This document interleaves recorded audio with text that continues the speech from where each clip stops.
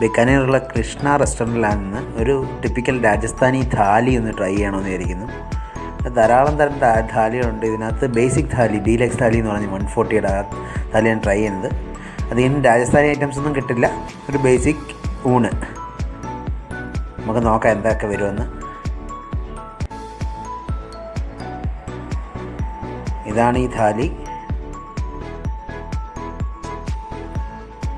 പ്രധാനമായിട്ടും പച്ചമോരുണ്ട്, അതുപോലെ തന്നെ ദാൽ കറിയുണ്ട്, അതുപോലെ തന്നെ ഒരു വെജ് കുറുമ പോലെ പനീറും മഷ്റൂമും ഒക്കെ ഉള്ളൊരു, കുറച്ച് ചോറ്, പിന്നെ ഒരു ക്യാരറ്റ് ഹൽവ. ഇതാണ് പ്രധാനമായിട്ട് ഈ ഥാലിയിലുള്ളത്.